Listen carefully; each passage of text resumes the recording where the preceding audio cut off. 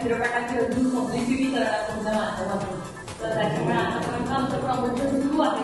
पण आत्ताचा हा क्षण खूपच महत्वाचा वाटतं, कारण नागपूरमध्ये सगळे एकदम तज्ञ मंडळी जी आहे, समीक्षक मंडळी आणि सगळी पत्रकार मंडळी आमच्या समोर बसलेली आहे. चित्रपट रायबार इमानदार हा मराठी चित्रपट आहे, नवीन चित्रपट आहे. जसं नाटकाचं तंत्र असतं तर तसं चित्रपटाचं सुद्धा वेगळं तंत्र असतं आणि त्या सगळ्या तंत्रांना हा परिपूर्ण करणारा चित्रपट येतो आहे. तो नागपूरमधून हे नागपूर सेंटर म्हणजे ठेवून संपूर्ण महाराष्ट्रात चित्रपट प्रदर्शित होतो आहे.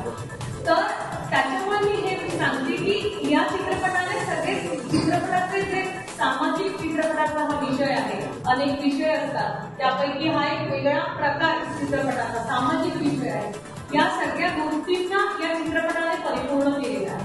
सगळ्यात आधी तर एकदम महाराष्ट्रातला सगळ्यात फेमस घराघरात स्वतःच्या अभिनयाच्या बळावर पोहोचलेला चेहरा संजय ठाकरे आहे आणि हेच एक मोठं म्हणजे याच्यातली सगळ्यात जमेची बाजू आमच्यासाठी ही आहे. आणि त्यांच्याबरोबर आम्ही सगळेजण आहोत. दीपक शिर्के सर पण आहेत आणि आमचे डॉक्टर नरेश गडेकर सुद्धा, यांनी सुद्धा चित्रपट आणि अनेक नाटकं मुंबई पुण्यात झाडीपट्टी रंगभूमीवर गाजवलेले आहेत.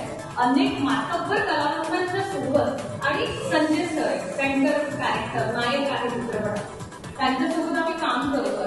आम्हाला जरा दडपण होतं की इतका मोठा चेहरा आहे आणि आता हे मास्टर आहे, कारण सर सर्वस्वी अभिनय करतात, दिग्दर्शन करतात आणि मग आम्हाला त्यांच्यासोबत काम करायचं आणि त्यांच्या पत्नीची भूमिका याच्यात साकारते आहे.